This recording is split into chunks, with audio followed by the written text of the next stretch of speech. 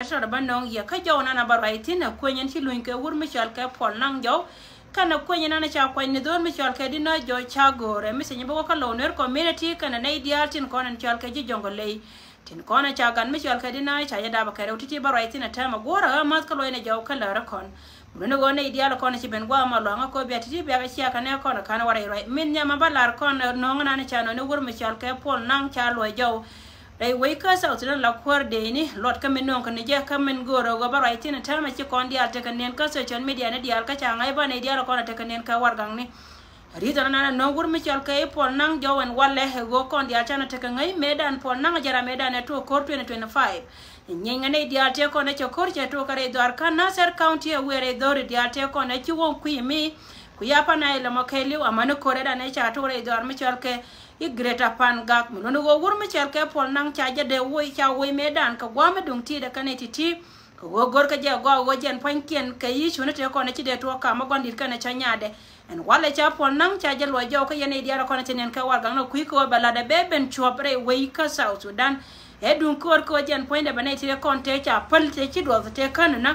jen pankien ba ka ba nyoka mena ka jen ba wajen kanetin kono cha plana me cha yare alaka kane wur Michel kay bol mel biya te ngai wogan mala roje ni chian ka kuy bol melo te ka tia pin te cha doin pin na kane kono cha ka sia sire we ka South Sudan cha jagor wajen ba ka ngai ju we dia dum do go mite ka metot mi jaro da pin gwa da mo ka tin dia kono la karodian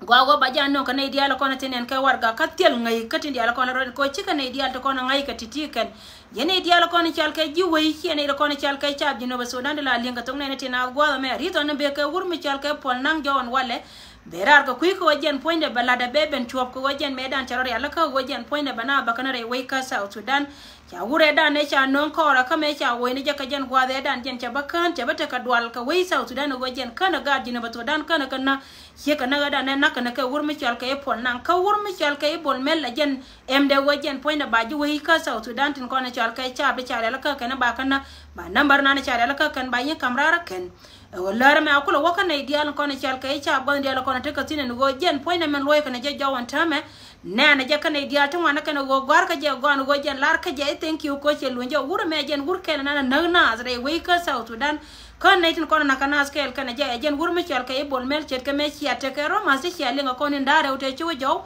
en go chi sel pakir ma yadi che oda cha kam netin kono chal ka Ugandese en go kan bika jen bika loire we dien dung do go kan panken te ka kanwal kana titi en ne me che ba joyo go jene we ka bol mel ka drai do ka Uganda ka koni ndan dokte ko ne chuo jawo che wata ka meeting ka kwar Uganda kana kwar de ni Uganda kula gat kwar ka Uganda chikata ka meeting ka jen kuyi ka mi chiko no ka changa go gondi jata ka plan go gore je go be de ni ko ne chana de ni Uganda ba ka were we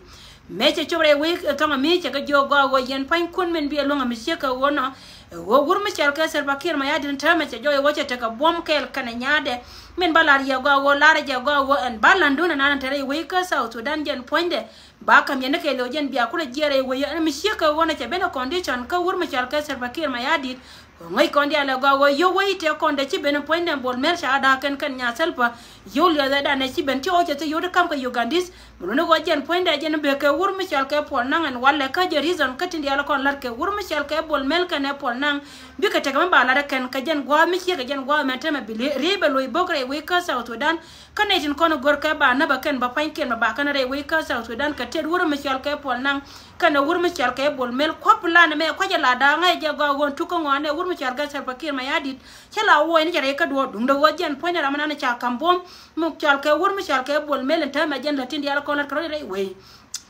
ko wur Michel ka ser pakir ma yadit kwa chodo kwa jele use ko jen kanana non si kanana la yen jinne ko ne chal ka cha bi no Sudan en go chi ser pakir ma yadit cha long ko ra ka che ko kam wur Michel ka bol mel lakin ka degree ni dia la kon te la yen ka ne no go cha jela re chi ser pakir ma yadit ne me che la re wur Michel ka bol mel dum do go bol mel cha kam kom ka targan en etin ko ne chal ka ji South Sudan chi e politician to kon te kel ka ser pakir ma yadit jaram ke la ti dia le chi ka kan ti lakin man ko le ben ngara long go kan plan ken dia tin ko ne cha la ka kan ta me go bi ka loyi kan ne ko ne chal ka ji na ser kan ji dor me chal ka panga kilara me che ben ta me go kan panken plan na nyam bi ka ji na la go kan ba maj ba ya dor me chal ka ayot ka jo me awe kan ne ko ne ka jongle state en go ta me ne ko ne chal ka red belt in ko ne ci ben go da mo plan kel kamelat ke wur me chal ka bol mel kan wur me chal ka ma ko ilwet ko go kan panken ba ne ko ne ka ayot baga gang ken kel ka lo nuer tin kona dio ka kende ben ka jongle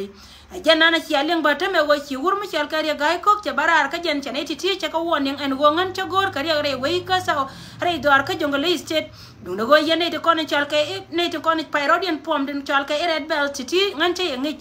jen ka wo jen che benen nyala garara no mo akani tin ka sala re kap ka ken ka wo ken pan ken ke de ni tin kona cha kwan ga de kona kwala chola gad bor chi gad jongle e ba chap ken ba ga ga ken chi bi ka ta ka white army min cha kola cha chere ken red belt tel gar gai tel ngai tin mi chi ka wono lawo ken pan ken cha roi kwarna ni chal ka kwar jongle state tai linga ken bi jo me ba ko ye yene de kontre we ka sa udan go ken plan ko lar ka ken ta ma ka jena no wur mi chal ka pon nang baro da mat kel kan de kon chal ka red belt ka ken pan ken bi ko wodor mi chal ka ayor ke du wur mi chal ma ko tut plan de kon chal ka lo nuer tin kon de ko wo ken pan ken te ka me de la da ken plan me la ka je ka kui ko wo ken pan ken ne de kon chal ka ji we ka sa udan ta ka dunian malar ka ken ka kui ne kon tere lo gwa da mo ngai kon dia la gwa won lu ga mo tam mi cha ngong ne je ka cha je lo go da ka gor ka ne je ken go binyin ken dia la kon lar ka ken ka kui ko wo ken da te do me de ba ne dia la kon ta ka se jen ba pen go de ne dia la kon chal ka ji jong li state kan ji dor mi chal apana li tere dor mi chal ka e me dai dor mi chal ka re dor mi chal ka ina ser kan wolang du ga yan tame plan do na nyam akan dia la kon lar ka kan ne titi tame wani kun dia la we na ka pan ga ne te dia la kon ta ka kor bia ta ka kor re ni dia titi ka jan poinde ba dor ba nyoko me ga je ka wur mi chal ka pol nan ko jan poinde ba kor be continue lakin men ta ka te bolan ta ma ka chala ba ne kon chal ka ji ja ni geng ni dorante nyam ka dor dial tin kon cha kuen antame dor mi chal ka ayot ka kui ka wajen poinde bi wur mi chal ka ma ko tut kan cha ka kan pon ken ba ka kuin nas kan kon cha mai ka bom e de ni te kon te chialing te pa nan ka ta char ti janang diok te nan ka jongle state blad min chal ka red bell kan dial cha ka kam authority and work kan pon ken bi ka wara dor mi chal ka ayot ko kan bi ka nyai ka cha kon chal ka cha ayot jen ba chika be pe ka ayot ka ro ade bi ka wara dor mi chal ka Nyerol county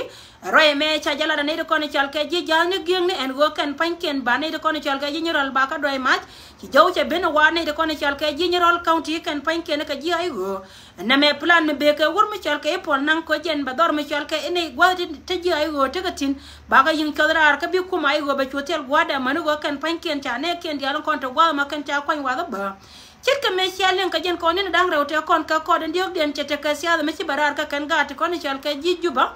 jaw che ben ka kan politician lar ka je kan go wote kan ni charon jim re dor me chal ka mangatel kan ne tin kon ko la chal ka wate ka me te ka mangatel me te ga bulate ka tin i wa kan ni dial ta ka mai anta me plan mo ja be radna wa ba mai ne dial kon re we ka South Sudan ba ka la wa kel bitini de ni bitini kan ka mai re we min ko tani antina wonjen panken chika ne diana ba mai ken ba ka to lanta me ka ne de kon chal ka icham nori ramete ka mai ka jen poinde te gwada mete tin cha lara go ba mai kun ba kamrar ka yugonje ben ba wa kan ka roi ka ne de kon chal ka ji UN lai kan jikka metin kon te chap te ka tin wa cha ji UN cha ga jo kan wo yen ne tin kon te kel ka ye cha mai cha na re kal dum do go chi UN ka jo go tela ramela cha mete ka mai ka kan ni dialati miteran tere gwada me la ne ka mai ka timti kwana diala kona baka tin mira mela ramin yow ka jan panken la ka tol ka tela o mai cha no re kal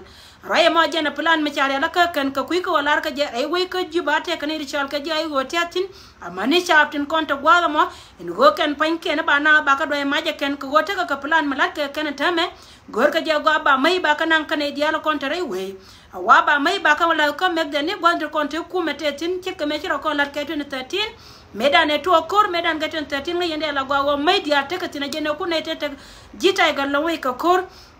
waba mai dia ba ka la gwa kel ka mai dia cha ba la gwa kel ka ne tin kono kwale chole ken panken a chap ka ne dia no kono chal ka ga no re we cha ton go ken panken cha lar amane ni ga tin kono chal ka ga no re polin ta ka mai re we ka South Sudan waba mai ken ba la gwa kel ti ka plan ko te pin ka yene kono chal ka je we ka South Sudan en go jen bia te ga ngai ko ku me dun point de jena ta me chenga ka ku kel ka jen point de go re je go ka tin dia la ko le din kan ba ka yin ba jen panken cha lo den cha ba ngai ne me jaw kel mbaro ay tin ka kuy katin dial ko la raga plan ne wura mi chal ka bol mel ka lui wur mi chal ka pol nang jaw wajen bala da beben chobre we ka South Sudan ko be chab dial ko ne chari ala ka bana jen baka bana re we ka South Sudan amanu wa kan chadu ne lar ka kan chai la da kan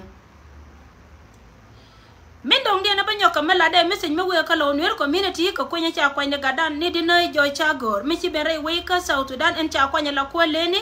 en go jen che jigo wade kan Michel ke dinai jo cha gor de ko dinai ngai ko ne go gulida ka gat ken me de ko ka dor ko go me be ne dung de go ngan point of waya kan e dialtin ko no ko na me ko je celebrate kalar ka je ken go go men chalat e plan wuro Michel ke bol mel yene de kontre we go da ma kan ga dialtin ko ne chal ke ga nore tin ko ne te ka bomre we ka South Sudan tin go ke runda wa kwar kan dial gor ka ken ba ka to lwa ko jen point ken ba ko te go ba o yene ka ba baya la lor yen war community chene dial ko ne chal ke South Sudan en go am point de anti jina nan ne yere we go da ma ci si jin ram kel la si jene ne dial tin ko ne chal ke ne de bu ru yirun melo no go jen malat ke editin ko ne chal ke edit jani lat ke ne future gan ken ko go ken point ken ci ken go go mite ka gan mate ka ngit ka gatin ko ne chal ke ga dor ko ken ka jino ba Sudan ken point ken gor ken go ken point ken ba ka yung chot pin ko ken run cha gar ken cha ko blog ba gur Michel ke dina jo cha gor gwadna na cha kwantin chi dina cha rungtin yana ko ne chal ke lo nwer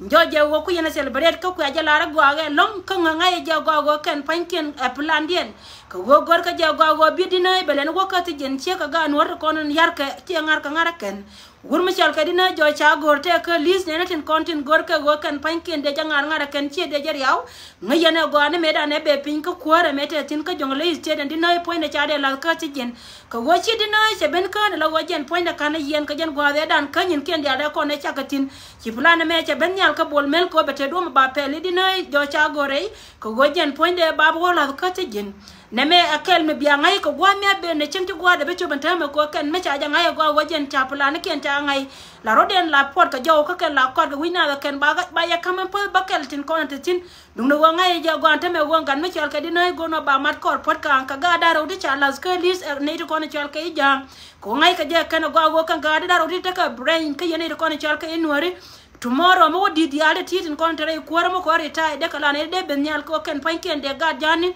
de kala ka yeken na me plan ka tin yalla ko lar ka ken ko gor ko bidina jo cha gor ba pentin ko ala me nen be en point en gwale ne metre we ko South Sudan chen na reg me dung tin mo kwala tolje kana tel ne me da ne ku na te ko ba le South Sudan ba kala tin le cha ka jo e dore we ko South Sudan ka re win dia chi ka ben ka Uganda ka ne Kenya mo no go point na position no ma chi position me la ni won e chiot da ken jen tenga ni yotin kona kapka tin chi opposition mete ko yo muno go non kadi na jo cha gore ko jen bete do ba be jeng ne jete la ngata lo e ka position mo yene diala kon te gwa mo gor kana do ma ba to le ga dia tin kona de jo yirun en go kan panken bana ba kala ka do ra ken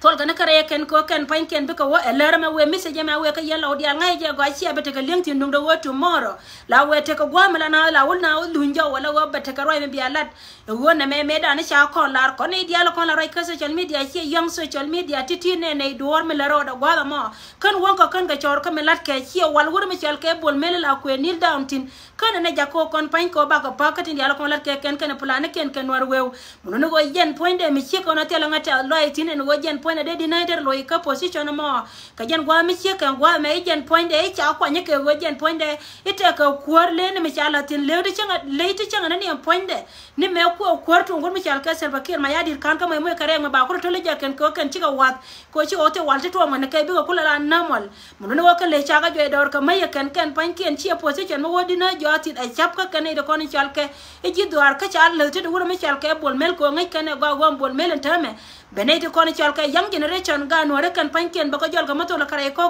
be gar ken ko lo ben nyane run ba ne me chala polti gene ko ni chal ke jino bi entin ko ken la lenga to me kan miluno go jin point do me jira ma gorije gwada na titi no go jin point do bi te ka me go ambele karo do go jin bu guju be use ci gwa ci ko ko ti diala ko la ke la ka ke politique cha dir kun ta ga nyora kan la go kan ci la ko nyora ken la ken ta me yen ga tin ko no ko la wang jino ba Sudan ci wang nori irun yen chay ga ye ci ka bel ko la chay pere kaka ajena nana nen yen ta me len ka ga diala ti na me kan go kan kan no dum do gorun yen de ko ni chal ka ji wi da ka South Sudan ci ne de ko ni chal ka jino bin tin ko na te ka ga tin ko na tol ka lwa ta me biya ngai go gorun la go pu ji wote ka me na la rodien na me kel me gora bala yen diala ko ni chal ka ner community wo plan wuro janga me gor ni je go pu ji go bete do ma ba wo ni di no irun wa wo yen ba chola ka ti jen na me ka kan diala ko ne ko diala ko ne ni man ni kan chola tin ko ni chiane na ta me chol ka na ga jana te kon te chana ken ko me dan te ko kor kel ke wur mi chal ke doctor yang ma char gwa cha jo dortin kanai te ka kor me cha tere ken kanai te diala to chara go jo kan diala be ka lunyra ka tin diala kon tere we ka sa utana marani ken pan ken nora kon chal ken nor we gwana diala kon te ka tin kan diala tela ramate ka passport de mi de jenda wo gwada diana ni me charan te mo ka jo bi chan ko de ko jin be jere we lara yandi ala ro kanai diala kon ti lu chunga mi te ka do me chira ro la kwan ga jaka yan ga dinu be Sudan ko ante nyam dini jen mundu go jen poina cha de mo gwada ra ro nyoka bot ka menante tin no moto wana ma chala mi ci pel ka kuy ka mi ci wona ko ci ka pel gor ga je kan go bete kanai de bar yaw re te ka diana ante ka tin na me jen plan chari ala ka ken go ken pan ken baye wo che ni me inu kun ka ken me kun taro jen future dun yene de kon chal ke jino bin tin ko ken kon laga dor to ko ken tin ci cho gon ti gol raye me lara je ye ka plan na lar ke ken kambe nan ke tane ko ken ngai je go ci ni dial cha jene na ken dung do wo mete ka meton me cinen jiran ci bibet go nan tin kan lo de tes ke position dinai mun do dinai ci rongo go nan tin lar ke je ken ka plan ko jen ba ko te do ba jeng na ga da mo ken ko go ngai kon dial go cha nyir ni me dan te ka jongle me ci dinai ci barara go lara je go jen ba te ka char balat kan char kan chop ka gadiang ala go jen de wo re lo ka kan char kan chop re dor me chol ka ayot ko de ko wo che we dor me chol ka greta pan ga ka kuy ko ci dinai te ka brain mlara je go jen point de te ka go de nuor de kan ka je to adina chwa jo wo ka jen kan te kon te ko ka dinai ka ka ni am pan kun yen wara ka rodun today me che to on wo jen point de ba dinai ba nyoko mala ga je go mo kan lo de kan te ngai je go te rambe ne ilin ko ne ko ral ka se chon media dun wo ci ne bi bet kamelat ka rodi na jen to de na ma ke lew plan yen nan lat ke ken gor ka je ba gaten ko ne chal ka ga nor de kula wa wang durun ba ka che ye ken ngada je go wur me chal ka dina jo cha gor ka dol me chal ka pot kan chol ka dol me chal ka pal mai dang cham ka lo jani ken ko go ngai ka je go mo wa dit ken dia lon kontin cha la tin cha ngai go cha na ken chunga mo wa ko tu ken tomorrow de te mo wa let kanas titi ka ken ko na ba nong ya kata ka ja lo ay ka mi she ka wona yene ko ne chal ka lo nwer kante ka celebration dun ka ngai je go am plan janga ajana la de mi che ka wono dung do ko mala bata kel ga jigar yel be gangwana na titi tele bitu ka ji dung do mo ga wote ka mo woro do twanyirun ka titi bi ngai go jenta lariye titi kana kona balare ka kan plan kona be ka karar kana ide kona chal ka jam mo no go wura nan mi chal ke wura nan chal ke pon nan loy ka jaw ko baga na serte kon de cher te chen na ka cha lo kan bana wur mi chal ke e daw tur jong che ko chola daw wa daw tur jong I don't know malono wa jen point ne te ko ne che ba pal ken pan ken ba ka balat ka dor ka be ka wo ken pan ken ba ya ma char ken wur mi chal ke e wur mi chal ke kan wur mi chal ke pot kan chol plus santima min na du ai go ken pan ken ba ka chos a jaro ena lar ke mi she ka won titi kan ko na balar ye ka jen go dum te baro da ko garar pit ka yandi al ko mala yandi al pot baye nyoka jio once again api 10 kan e diala ko ngai ke lo 10 no ko malta kala yandi al poza ka yandi al tejena ka mela rore we ka sa utudan tame wo ken pan ken yara yala ka ken ko ken pan ken banas baka luya kan re we ray ma gore ja banyo ka kambia ko mari yandi al po bala je ka ta no konto go to we ka bento